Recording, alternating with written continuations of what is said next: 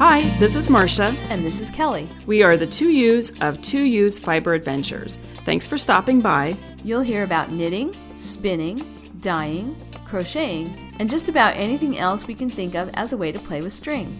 We blog and post show notes at 2usfiberadventures.com. And we invite you to join our 2U's Fiber Adventures group on Ravelry.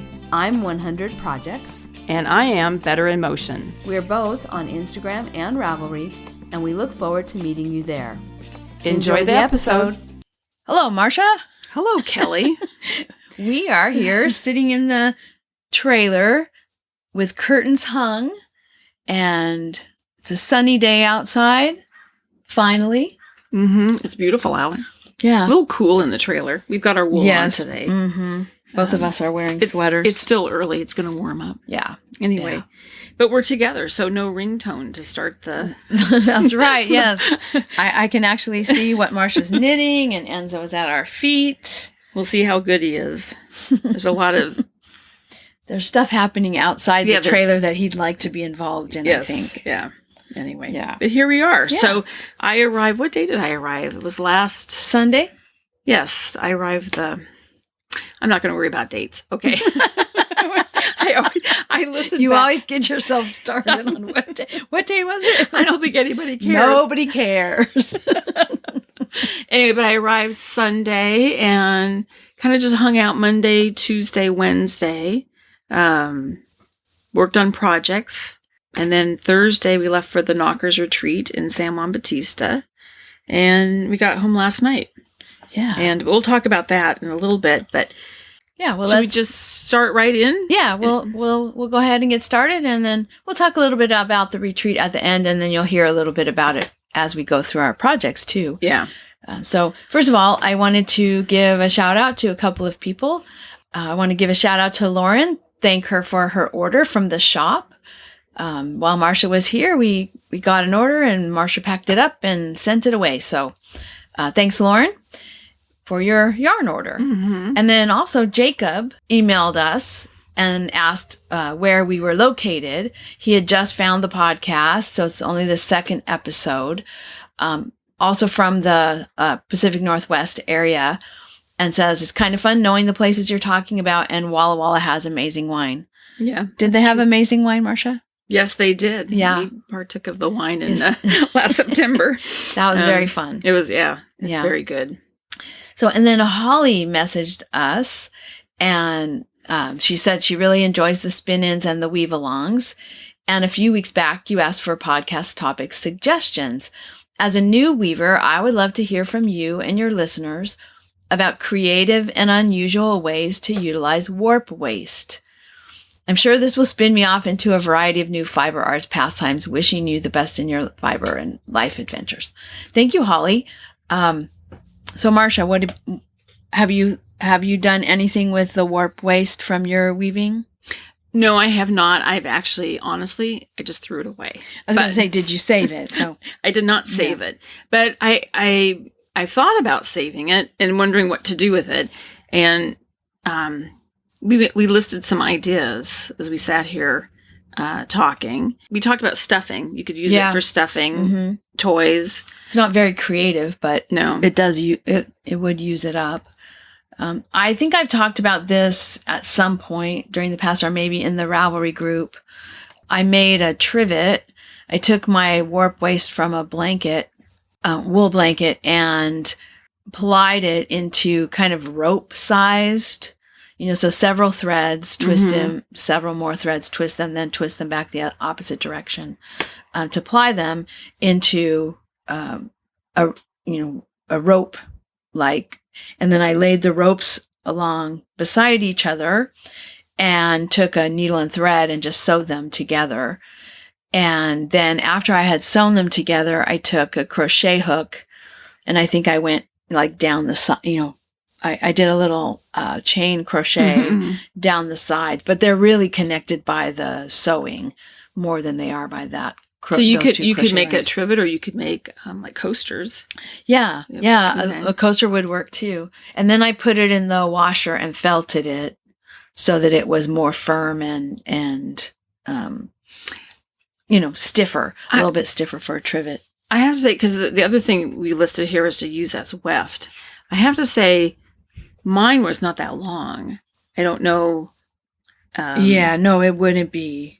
So you would suggest that if I understand, like you would actually just tie them together, and then the knots would actually sort of become part of the design, kind of, of whatever you were weaving. It's an interesting idea. We also talked about carding it into your bats.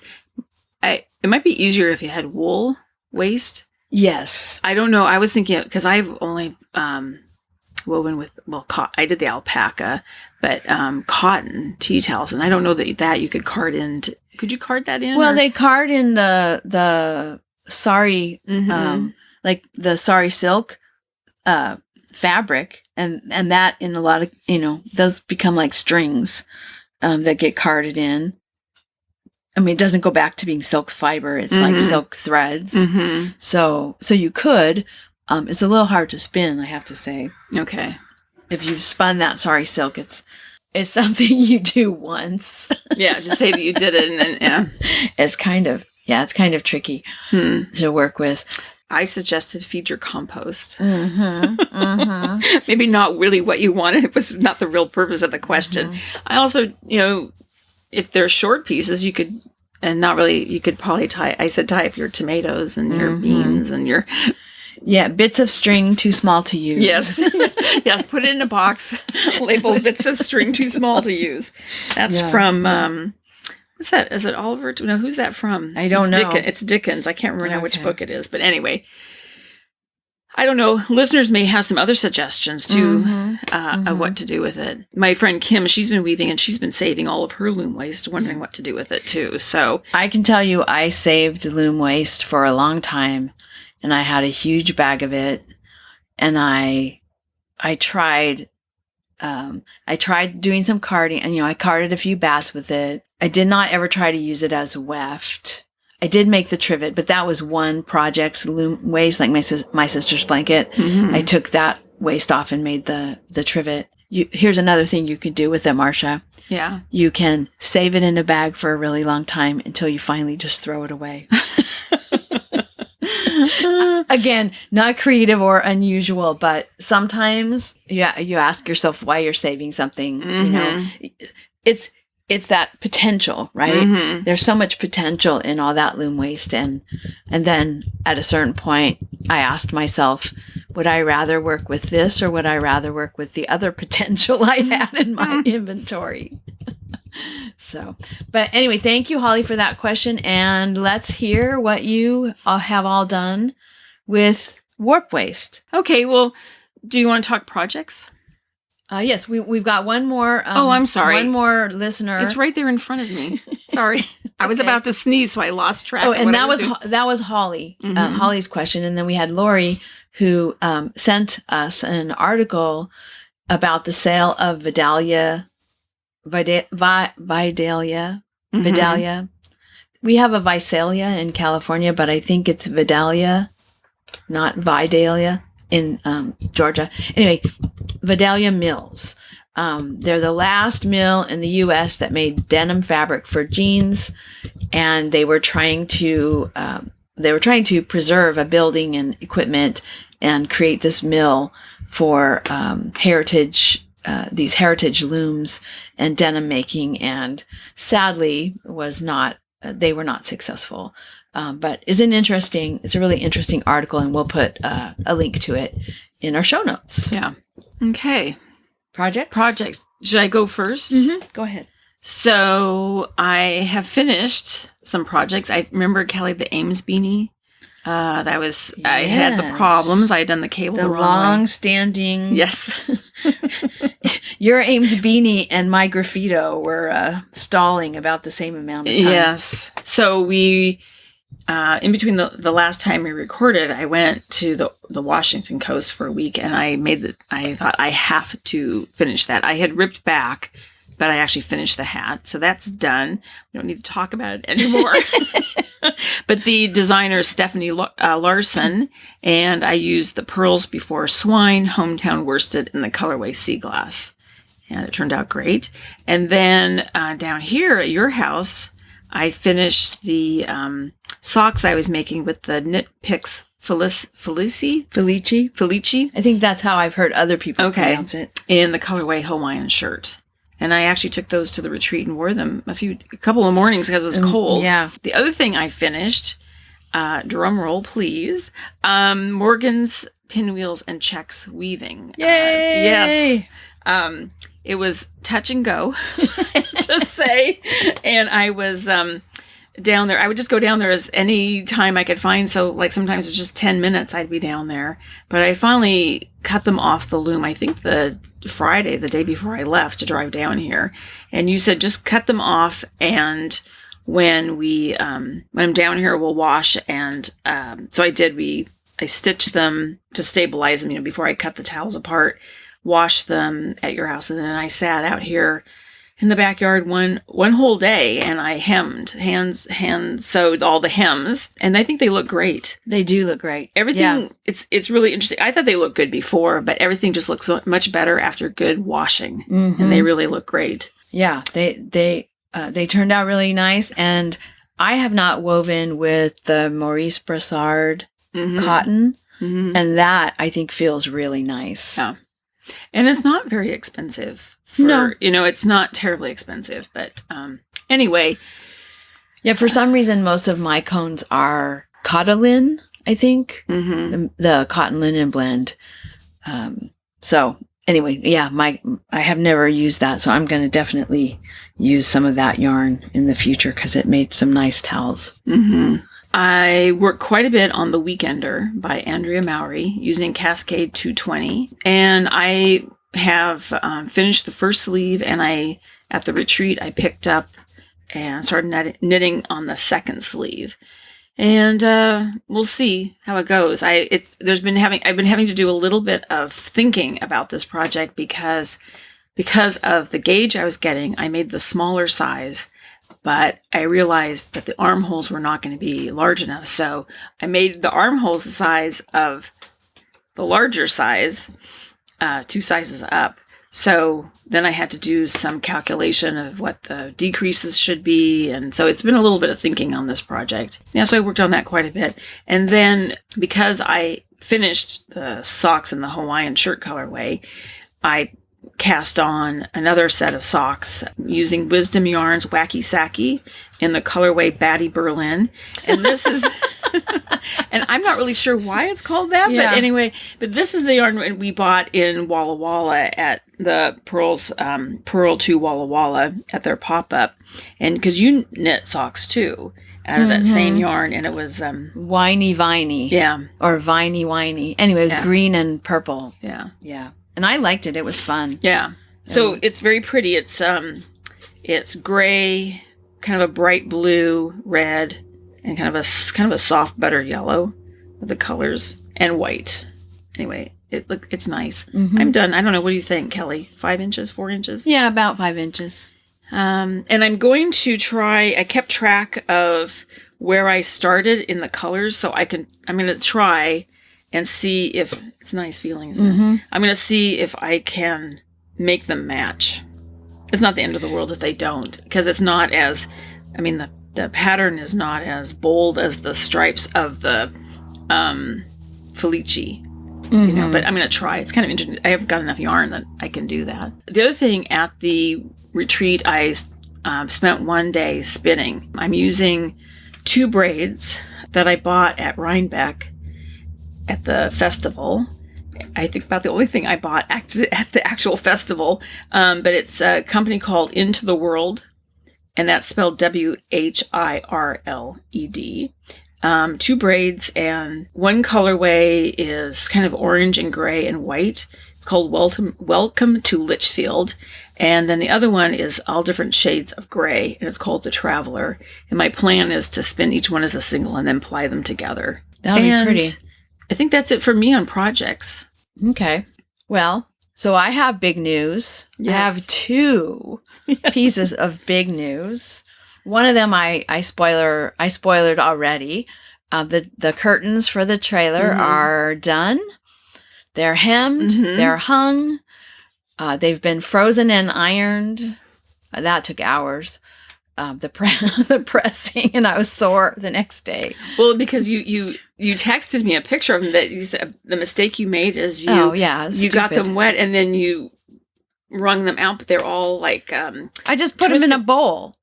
Yeah, and they're all like twisted and smushed together, and so when they're frozen, you had some hard time separating. I had like a boulder.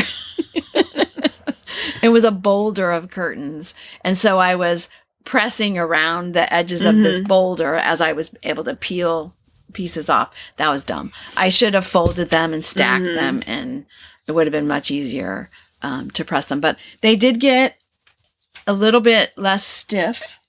And then as they get washed again and rehung, they look really nice. And while they hang here too, they'll get a little bit less stiff as they're in use. I don't think they're. I mean, I really don't think they're stiff. I think they should be, because I'm sitting here. People can't see, but I'm sitting right next to one and I'm touching it, and I think they're actually like this center one. So we have one area on the driver's side that's two windows next to each other, and so I have two panels on one window and two panels on the other window, and then I have tie backs where I've tied the far left and the far right panels back, and then the two panels in the middle, that were on the inside of the two windows, I've tied them together. And when I first did that, they sort of splayed at an awkward, they kind of looked awkward. But I think, so the washing helped. And then just as they hang, they're beginning to, they don't look awkward now. They are hanging better. They're beginning to kind of settle into place. Yeah, I think so. So I know, some of the trailer curtains, I guess the reason that I'm aware of it is that, when we go to the trailer rallies, we're always peering inside of people's trailers, and I'm always looking at things like the curtains. And one of the things I didn't like is a lot of the old style sort of vintage trailer curtains really are like drapes. And that's why Robert originally wanted drapes. They really are like drapes, and they're thick and lined. Yeah. And because they're short, there's not enough to drape.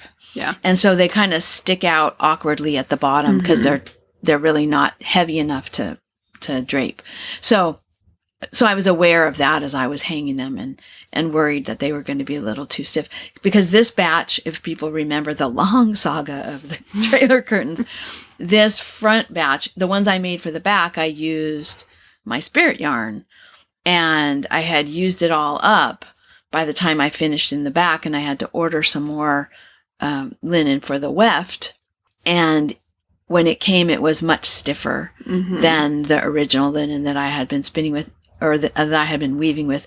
And I also, if you remember, while I was weaving with it, discovered that linen that wasn't the old stuff was stiff enough that I had to wet it as I was weaving. So I really was wetting down my bobbins as I was weaving to keep it, so that it was not springing out at the edges. So it is a stiffer fabric than the ones in the bedroom, but I think they turned out great. I'm super happy with them. Robert loves them too. I'm looking over at these over here, and I'm noticing that they're not looking the same length. Okay. But I think it has to do with how they're hung. Well, oh no. These look a little bit better, more uniform in them. I don't know. Anyway, I'll if it bothers me more, I'll adjust the length of the one on the left. Sorry, I'm talking away from the mic because I'm looking at the. Yeah, we're turning around looking at the curtains. I'm critiquing my curtains. Anyway, they're done. Yeah, really. They're hung. And I think they look great. I really like the color. They blend in nicely. We'll post pictures, but people have seen the trailer before, but you have this beautiful wood. The whole trailer inside is wood, with these pops of color with upholstery and the countertops.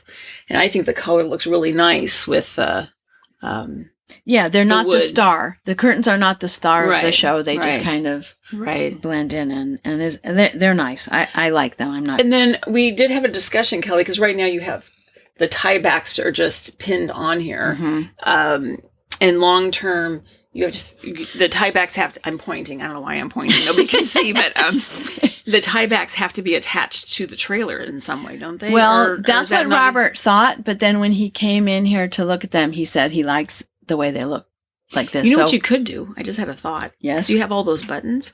You could just put a buttonhole on one end and sew them, and then you can even turn it around so it's like a feature. Mm-hmm. I don't know, or Okay. or it could, if they're sort of plain buttons. So you they're know, you maybe turn- not done. coming up with ideas. No, that's a really good idea, whether it's something that shows or not. Yeah, but you don't have as many buttons as you used to have. I don't. And we'll get to that. Mhm, mhm. Anyway, So, and then the other thing that I'm finished with is graffito. I brought it. I had, I knit on it while Marcia was here when she first arrived. I was finishing up my first sleeve and with the sleeve cuff, and then I had started on the second sleeve cuff because I had knit both sleeves down to a point and trying to decide how long I wanted them, and so I finished my second sleeve cuff at the retreat on Thursday night. mm-hmm. And sadly, there were too few of us in the room to make it worthwhile to go ring the bell for my finished project. Yeah, Everybody sitting around me already knew I finished it. yeah, So, and then I wove in a couple of the ends that, would have been hanging out. yeah. So they wouldn't hang out while I was wearing it. And I wore it at the retreat. I love it. The fit is great. I love the color. It turned out really nicely. That's a fun sweater. And by the number of people who asked me what it was and looked it up, Mm-hmm. Maybe we will get it to hot right now. Yeah, yeah.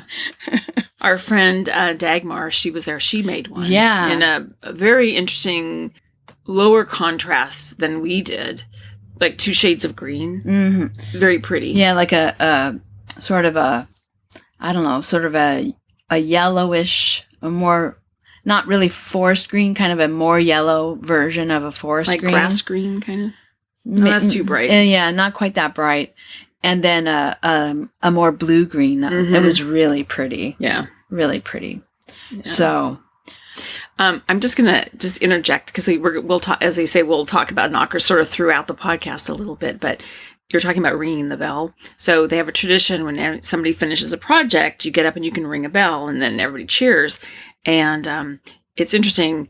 Maybe the first day 1 or 2 people rang the bell, and then on Saturday night and Sunday morning. Well, Saturday night in particular, 10 people rang yeah, the it bell. was a or- lot of people finished because stuff, yeah. everybody's had so many days to sit there and knit and finish projects. So as the days progressed at our time at Knockers, more people rang the bell each day. Kind of fun. Mhm. Anyway. And it is kind of fun to bring something that's almost done and Mhm. get it finished. Yeah. There. So I do still have to block it, and I have to weave in the rest of the ends. But and I'm once I block it, I'll decide if the sleeves are exactly where I want them or not. Yeah, we had some discussion about that. Yeah. So we'll see. But I'm real I- happy with it, and I'm happy to have it off the needles. I typically with all my sweaters, I don't weave in the Mhm. that last the ends on the cuff. The ends, thank you. The ends on the cuff, or oftentimes the hem on the sweater, Mhm. just to make sure that I like the length. Right.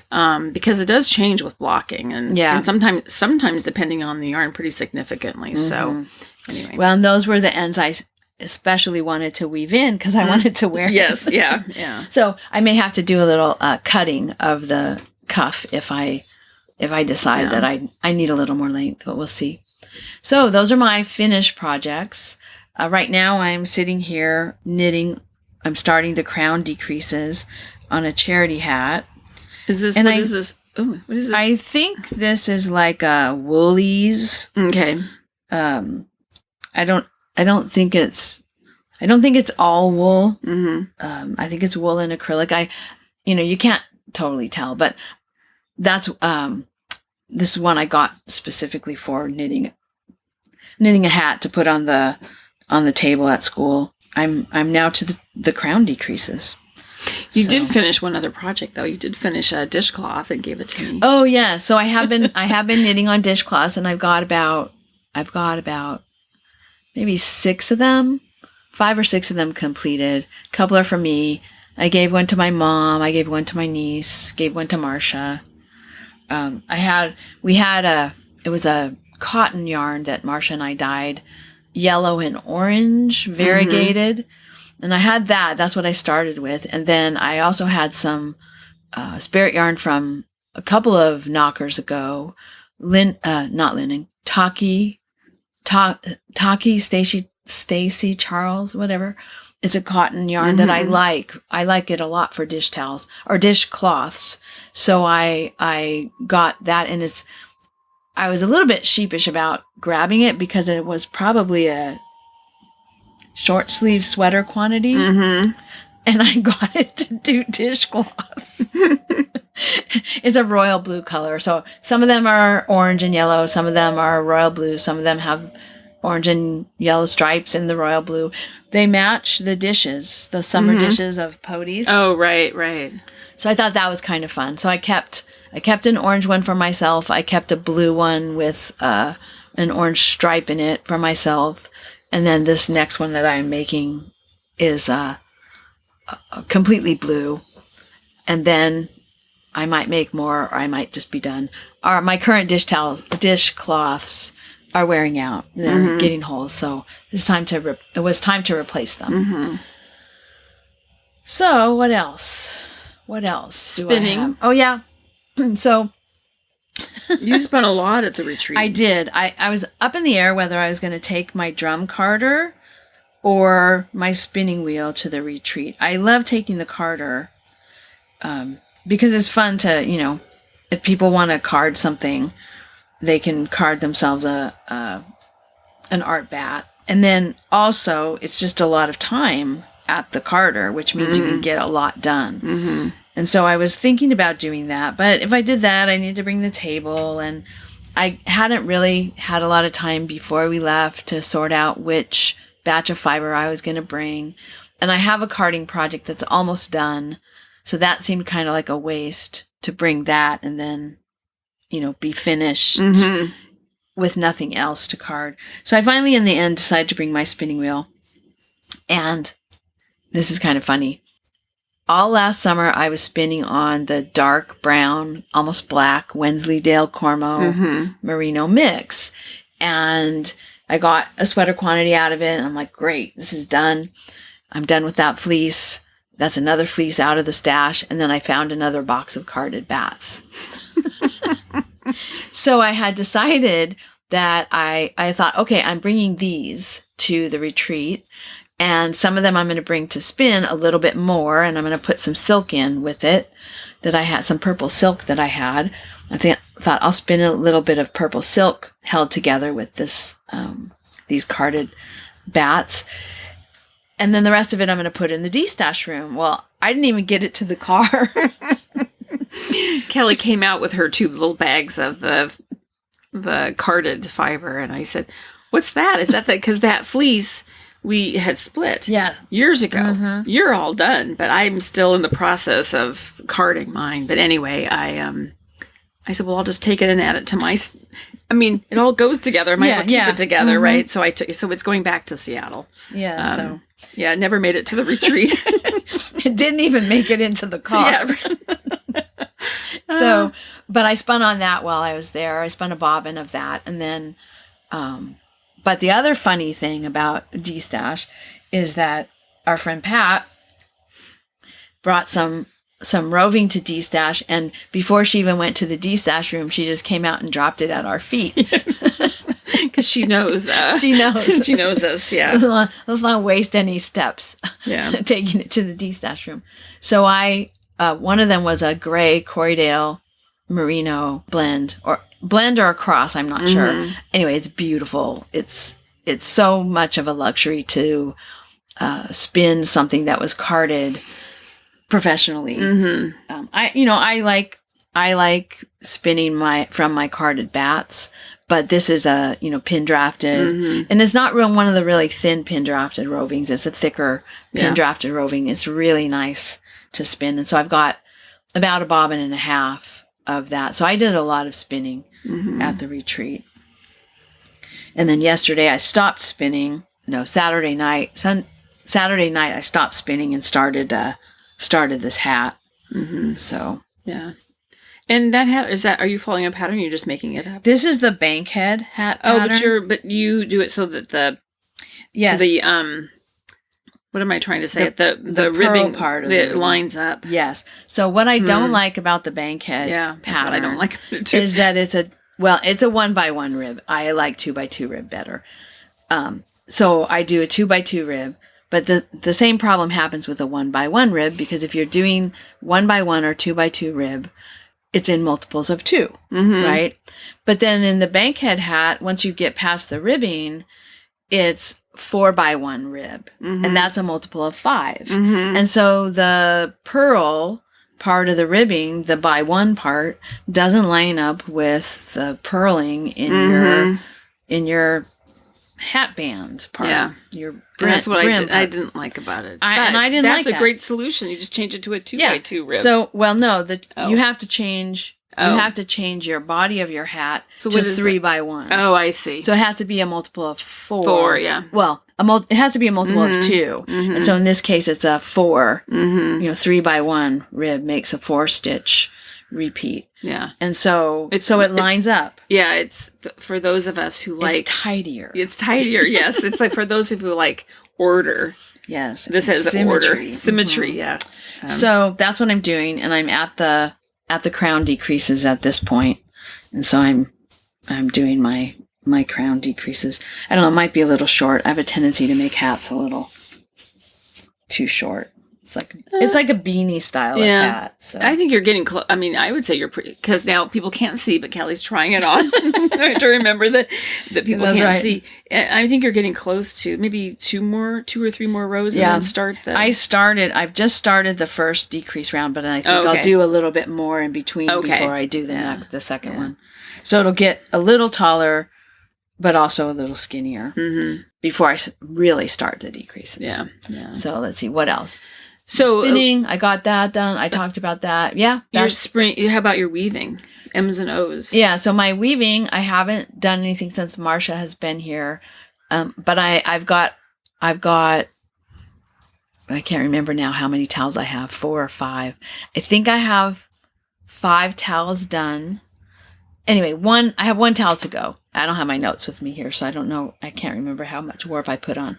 But I have at least 1 towel to go. I might get, depending on how much loom waste I overestimated, because I try to overestimate my loom waste.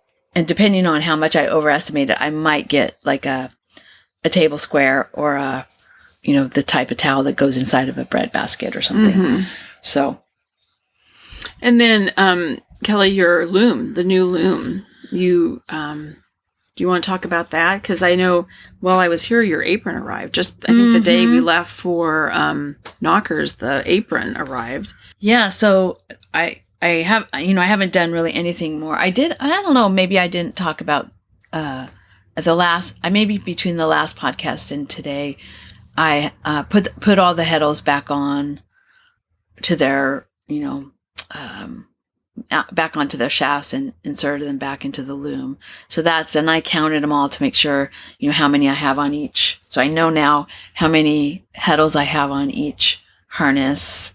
But all the staining, I think I already talked about about that. But I'm excited to put the front apron on. I think it's going to be I keep thinking it's going to be a nice loom.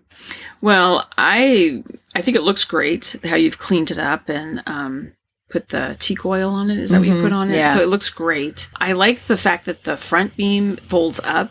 I mean, well, both the front and back beam, but that's a really nice feature because my front beam doesn't fold up. So it makes it more compact. And then you were talking in previous episodes, you talked about the treadles and how they are hinged in the back. And I was, now granted your, the loom, your first loom that you're weaving on now, the the treadles are hemmed in the front, you do have 2 shafts attached to each pedal. Right. And there's warp on it. And there's warp on it. So there's that makes tension, that makes a difference. But these are so much easier. I mean, I think they're going to be a lot easier. You have to use a lot less strength to lift them up and down, lift them up. So that's really interesting. It seems like it's a really nice loom. Yeah, I think it's for a loom that was found on the sidewalk in Berkeley. Yeah, it looks beautiful with all the cleaning, the work that you've done to it. So, and just touching on looms, I thought I had solved my break problem on my loom and the falling off. It's still the last towel. I was really having a problem again. So there's been a lot of conversation while I've been down here about my loom, dating my loom. We finally decided we think it's from 1986, and it is a Nihilus, and that's about all I know. So I've joined the Leclerc group on Ravelry, and I've been looking at the okay, I'm drawing a blank now, Kelly, on the name of the farm.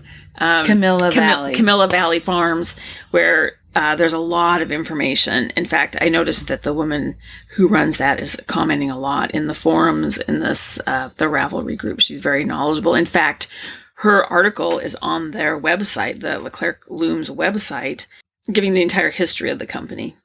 Oh, nice. Yeah. So I read that this morning. So anyway, I'm kind of excited to go back, and I think I'm going to be able to solve my problem. Really investigate my problem. Marsha's been going back through her pictures, and of course, she wasn't taking pictures of this particular part of the loom, right? She was just taking pictures. There were a couple of pictures that she took that she sent to me about the break, but we discovered there's some aspects to the mechanism that might be involved that weren't the parts she was taking the pictures of. So she's zooming in on the pictures and like, oh, from this angle, it's like they're totally not the right angle to look at what we want. But like zooming in anyway. But we really think the problem is the hook that holds the. Okay, now Kelly, turnbuckle. Thank you. Cannot remember that. It's kind of L-shaped. But the L is slightly bent, so it's kind of open, so it's not even fully L-shaped. Right. It's maybe like a 100-degree angle or a 95-degree angle instead of a 90-degree angle. Instead of being just at right angles, it's kind of like a little more open. And I think that's what's slipping out. And so looking at Camilla Valley Farms and looking at all the stuff, we think it has to be replaced with an actual I don't know what you would call S-hook. An S-hook, yeah. There was no loom we looked at last night, and we looked at a lot of pictures. There was no loom we looked at last night that had the hook at right angles or bigger. It was all a curve, not just an angle. So something got replaced or repaired and not replaced correctly, is what I think. But we haven't talked about this, but I kind of think the woman who gave me the loom, I think I'm going to reach out to her and ask her where she got the loom from, if she remembers, because I know she got it. I believe she moved out from Connecticut to Vashon Island in Washington State, and I believe she brought the loom from Connecticut. But now that I say that, I'm not even 100% sure. But I was just so excited to get it. I didn't really think about wanting to know the history of the loom, where she got it from. And because I am, my idea of writing my name on it when I acquired it and her name on it. And if I can go back, it'd be kind of fun. And also ask her, I don't even know if she wove on this loom. Right. So now that I've been, I have a more intimate relationship with this loom, I kind of want to know its history and who it dated before, Right. what its history is. And did she actually weave on it? And, or did she replace, like at some point somebody, because that I'm pretty sure that L-shaped piece is not the original piece. Yeah. It's a replacement. It's a replacement, and just kind of curious now. Yeah. And also knowing a little bit more about how people acquire and then move along, like how looms kind of move through people. It's altogether possible that never wove on it. Yeah. Right. Yeah. I mean, if she brought it from Connecticut, that's probably not the case. Mm-hmm. But But she has a lot of looms. well, and the I woman mean, that I bought I think she still had 5 after I took yeah. this one. Maybe not. the woman that I bought the 60-inch Maycomber from, Mhm. she had moved it. She had used it for commercial tapestry weaving. She sold big tapestries to hotels in Colorado. And then when she stopped that art career and was doing something else, she wasn't using it, but she said she had moved it 2 or 3 times and not used it since she was in Colorado. So that is a thing that Yeah. happens, you Yeah. know? Also, it's interesting too. A lot of looms, you just get the loom, but I think looms new, aren't they sold with the like Kim just bought a Baby Wolf, and it came with the shuttles, Mhm. and it came with a lot of equipment. Yeah. And a lot of looms, when you get them now, they don't have any of that. It's sort of Well, lost or given away, or it becomes part of this collective Yeah. collective loom Mhm. accessories Mhm. of the person who had it last, right? Yeah, And so they might keep the reed because it also fits in another loom that they have, or they probably do keep any shuttles because shuttles are handy, yeah, and yeah. so on. So yeah, Anyway, it'll be okay. fun to see what you find out the more you research. yeah, yeah. Because I will say probably that day that I picked it up, I was just so excited I was getting it that my excitement sort of overruled my brain that I didn't think to ask certain questions. Yeah. But the woman who gave it to me, she's a member of I have her email and phone number, and she's also, I see her when I'm able to make it to the Weavers Guild meetings, so I'll ask her. Anyway, okay. Should we talk a little bit about the retreat? Is that what we've done all of our projects, right? Yeah, and, Okay. and speaking of weaving, just to let people know, we'll draw prizes for the Winter Weave Along once Marsha's back home. Mhm. That'll be in our next episode when we have a little more time. Yeah, we have a busy to day plan. today. Mhm. So let's just talk about the Knockers retreat. So it was Thursday. We arrived Thursday. Let me just say too, this year, we've not done this for a while, I don't think, but we went in San Juan Bautista, there's a hamburger place called JJ's. And I think last year we went and had split fries and shakes, I think. Yeah. Is that right? Either last year or the year before. It was fairly recent. Yeah, but we didn't have the hamburgers. But this year I asked Robert, I said, "Did you want to come with us?" So he drove separately with Barry and Bailey, and Kelly and I put Enzo in my car, and we met in San Juan Bautista with the dogs and had lunch at JJ's, and the burgers were delicious. I think they're the best burgers. They grind. If you're a meat eater, if you're not a meat eater, mute this for a moment. They grind their own meat and season their own hamburger meat, and I think it's very good. It is good. Yeah, very good. And so we had lunch there with the dogs, and they've moved locations. So they used to have quite a large patio. The new location is the patio is just basically the sidewalk. Yeah. So that was interesting. A tiny table with 3 big dogs on the sidewalk, but it worked, and they were really well behaved. I think the worst behaved was my dog because he was getting hot. He's not used to the warm weather, but anyway. So we had that, and then we got there. We got to there maybe 2:30, and just super fun weekend. I don't know. It's just fun to see people. Yeah. It's an interesting thing. It's just to see people that we've known since the very first one, or they've joined, they come and they go. There was 3 new people. Nice meeting them. But the people that we've known for a long time, a year has passed, but it feels like we just pick up where we left off. Yeah. It's a very interesting thing about people that you just enjoy a lot, And I would say probably more than half of the people who are going have been going for the majority of the years that it's been. Like maybe not everybody has been going, or, maybe not half the people have been there since the first one in 2015, but probably since 2018, I would say. Yeah. More than half of the people. Yeah. So yeah, it was really fun. It was great to see everyone. The setting is beautiful. The landscape is is really, really gorgeous in that area. This year, because we've had so much rain, the gardens were really lush. You know, they haven't started to dry out yet. Everything looks really pretty. It's all native plants in the garden going up to the dining area. And so that's always fun to see all the California natives. There was an interesting addition this year in the field right beside the retreat center.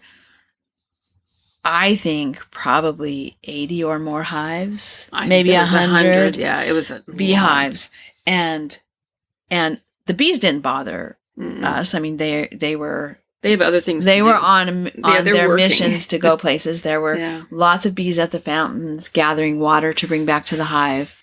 But the thing that was really interesting was the bee poop. Yes. Something interesting and bad is happening. That's what my grandnephew used to say when his sister was doing something and he wasn't supposed to tattle. He would come and tell his mom, something interesting and bad is happening. Yes. Yeah. So anyway, you would feel a little droplet, like, is it starting to rain? Yeah, it felt like, is it raining? And then you then you look at yourself and you have this little yellow-orange streak. Of bee poop. Yes. And it kind of, it didn't stain, but you could wash it off. But like I had, it landed on my knee and like stained my knee. I went to wipe it off. And so people were worried about their hand nets, understandably. So it does wash off, but but there was a lot of it. Yes. And then when I went in there, I noticed there was a lot of stuff like on the, I thought it was like seeds or something on the concrete patio. And then I realized it's 10 billion bee poop droppings that have been smushed into because they're tiny. They're very tiny. Yeah, it's not really even like a drip of water. Yeah, so that was. But you said is that it's better if you sat under a tree, because what we're doing is we're in the beeline. Yeah, right? They're making a beeline to the water. They're making a beeline to wildflowers for pollen, etc. So if you sat under a tree, you're out of that line. Or even close to a tree, because they look for a wide open space. Yeah. And so because they have to keep the trees away from the building for fire purposes, there was a pretty wide space between the building and the first vegetation, and so that was their beeline. That was their beeline. We were sitting right under the beeline that first afternoon, so that was a kind of, I had never seen that many, I had never been that close to that many beehives before. And then I do have one funny story about the retreat that I want to tell. This cracked me up. So there is a lot of Duolingo happening at my house. Yes. So Aunt Betty's granddaughters are learning German, doing something on Duolingo. And so she was talking about it and saying, it would be fun to talk to them there, And I said, here's the app. You might enjoy it. You might enjoy going back and, practicing your German, because she studied German in high school, or practicing your Spanish, because she studied Spanish when she was at Hartnell. And so anyway, she got on Duolingo, and then I had been on it before and had stopped. Maybe a couple years ago, I was doing it pretty regularly, and then it just kind of fell off my daily list, and I had stopped doing it. And so I mentioned it. I got on it, and I mentioned it to Robert, and he got on it. And so between Robert and Aunt Betty, they're super competitive, and they both want to be like the winners of their league. And then they ended up in the same league together, which I've never had anyone I know in the league with me, but they ended up in the same league together. So then they were competing against each other. And anyway, that noise, bring, when you get the answer right, bring, that noise is a constant background in my house, because one of them is playing on Duolingo. So we're at the retreat, and I get up in the morning, and I'm sort of like just half awake, and stumble into the bathroom to brush my teeth. And I'm in the bathroom, and I hear this bring. And I'm like, wait, am I imagining things? Like the sounds from my house are following me to the retreat. And then I hear it again and again and again. And so our neighbor, Julie, she was our next door neighbor at the retreat. When she came out that morning, I said, "Are you doing Duolingo?" And she said, "How did you know?" Yeah. And I said, "I could hear that. No, I recognized the noise." So we were laughing about, I felt like I was losing my mind with the Duolingo going in the background. I'm going to say something about Duolingo because I'm not doing it, and I didn't know how this all works. And I've been listening to Robert, but there every so often this woman comes on named Lily, and she's kind of sarcastic. Yes. Very sarcastic. She's very sarcastic. And then at the retreat, people were talking about and sort of deadpan. Deadpan. Nothing and excites her. Everything's ironic. and she says things like, I don't know, like for example, I heard her say something like, you can read this or not, whatever you want. Like, yeah. very. Anyway, I thought, oh, that's kind of. I said to Robert, "Do you like her?" And he said, "Oh, I don't have any issue with her at all."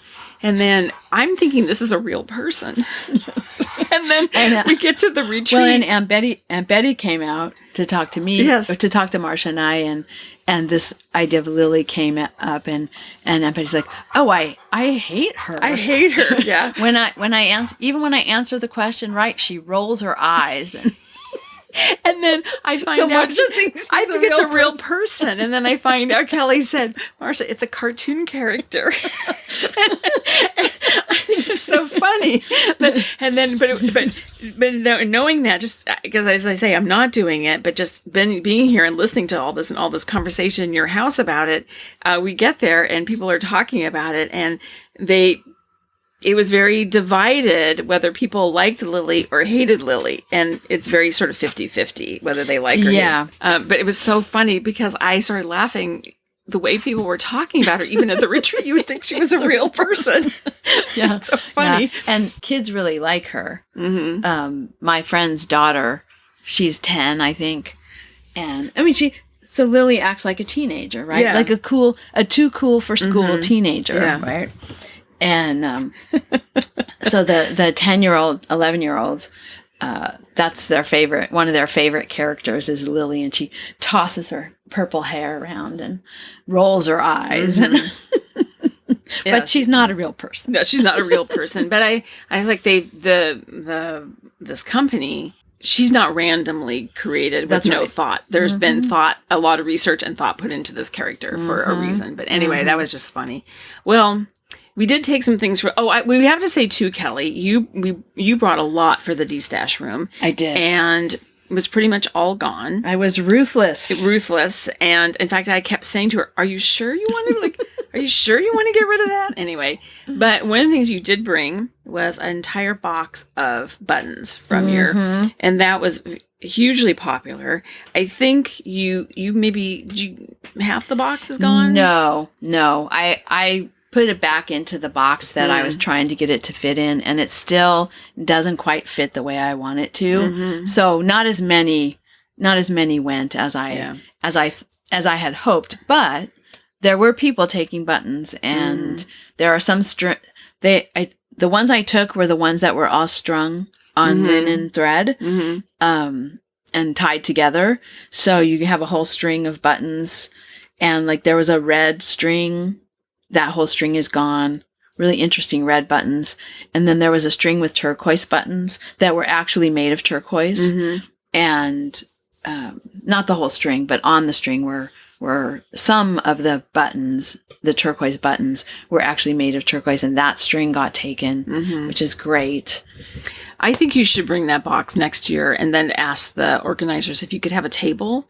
Because the buttons just all in the box was a little harder. I think if Tracy brought it out, put it on a table on Saturday night. But it was still in the box, right? No, she laid them all. Oh, she did. Laid them all on the Okay. table in the. Okay, because that's really, I think, a great thing. In the area where they were making the hoop, the embroidery hoop weavings. Okay. But if it had been on the table from the beginning, more people might have taken them, and it wasn't in the D-Stash room at that point, so maybe people didn't know where they went. But anyway, that was really good, and so I mean, I still have quite a stash of buttons that are sorted into broad categories, but then in those broad categories, they're all dumped in a jar. Not, they're not strung together and so those are a little harder for people to pick through.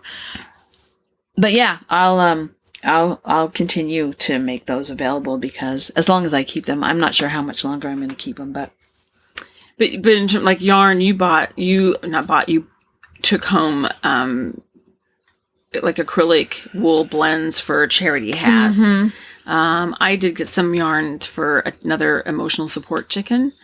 I don't know if I have one in me or not, but we'll see. I brought it, I took that. And then they had some of the, what do you call that, novelty yarn? And like fun fur. Yeah, and it was like this fun fur, and there was a black and kind of a cream, and then there was a brown, and all of a sudden I thought, of course, okay. Before I get ahead of myself, I'll just say, I thought it would be such a cute hedgehog. And my brother loves hedgehogs. I was sort of thinking I might make him a hedgehog and give it to him. So I took the fun fur, and then there was a ball or a small cake of worsted weight that was pretty much the same color or similar. And I thought, oh, that would be really cute for the face kind of. So I took that and I found a pattern on Ravelry. In fact, I should have put it in my notes, but I forgot. I saved it here. Okay. Yeah. And I think you can put it in the show notes. It's I think it's Pearl Soho, I think. Yeah, Pearl Soho. It just it's called Hedgehogs. Pearl Soho. And you can see, Kelly, looking at the picture, they're just plain yarn, it's not novelty yarn, and it's very cute that way. But I was scrolling through the projects, which, by the way, there's over 1,700 hedgehog projects out there.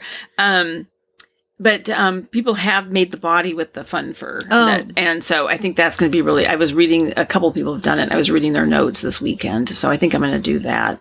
But everybody was giving me, understandably, a bit of a hard time because I have a skull that's not finished, a rabbit that's not finished, and you have a history of unfinished toys. Yes. So anyway, I took that. What else? We got some bobbins for you found bobbins. Yeah, and someone destashed Ashford bobbins, and I got a Nitty Naughty, the little short one. That was great, and then also there was these giant wood knitting needles. Yeah, how big are those things?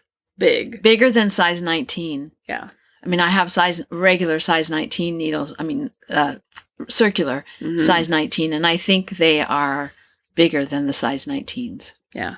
You know what they kind of remind me of? You know how people would get those big wooden spoons hanging in the kitchen? That's what it kind of reminds me of. Like they're too big to actually be used for anything. I mean, sure, they were meant to be used for something, but they feel that way. Anyway, I just saw them and I thought, oh, that'd be so cool to make them into like a sign or something. Use them for a sign to hang outside my studio. Yeah. I'm creating my studio. It'd be kind of fun.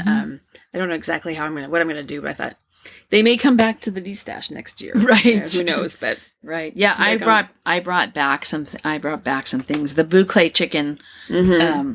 Once I finished the boucle chicken, I was really excited about that boucle, and then I didn't do anything more with it. So I brought the boucle back for someone else to use, and I saw that somebody was using some of it in those trees that they were weaving, the embroidery hoop weaving. So yeah, and let's see, is there anything else that I got the fiber. Well, we talked about that. We also got, this was interesting. We had heard that there was going to be this. Some of Pat's fiber in the D-Stash room, this Rambouillet Romney cross. So we go in there and we see a bag of the Rambouillet Romney cross. It's like, oh, this is nice. Well, it turns out that wasn't Pat's because she later brought hers and dropped it at our feet without ever making it to the D-Stash room. It was a fleece that I had helped Marianne and Dagmar find that they split, and that was the leftovers that Marianne had. So that has found a new home here too. Yeah. But there's two bags, and they're different sheep, but both of them are Rambouillet Romney crosses, and it's interesting to like feel both of them. They're very similar, but it's kind of a nice exercise to look at them, and it might be kind of fun. It might be kind of fun to spin well, to spin one and spin the other, right? Like, and then see like what's the difference between the two yarns. I think they would be very similar. Marsha's taking one, I'm taking the other. Yeah. Neither one of us has any business taking more roving, but I did take a braid, kind of a aqua colored braid to spin. I guess that's it. Oh, and I did take 2 sweaters. Oh yeah. I don't know who made them. One is kind of I think it's a linen t-shirt and then a wool sweater. Very nice. Thank you to whoever donated or put them in the D-Stash room. Yeah, that's been a kind of a fun addition to the D-Stash. People bringing their sweaters, shawls, hats, things that they've made. You know, and the other thing I'm going to say, so this is the 10th anniversary of this retreat. So a thank you to the 2 Knitlet chicks and the Yarniacs, who are the ones who organized this originally. And then we should thank, there's a lot of people on the committee. Committee. And so thank you to them. I mean, it's just been 10 years of fun. And it's interesting how it's changed over the years. There used to be not a lot of activities, but they always had someone showing something like a class, like a 1 hour, a little class or talk, short class. That's gone this year. There was a sock exchange. That's gone this year. There used to be door prizes. Everybody got a prize over 2 nights after dinner. That's gone.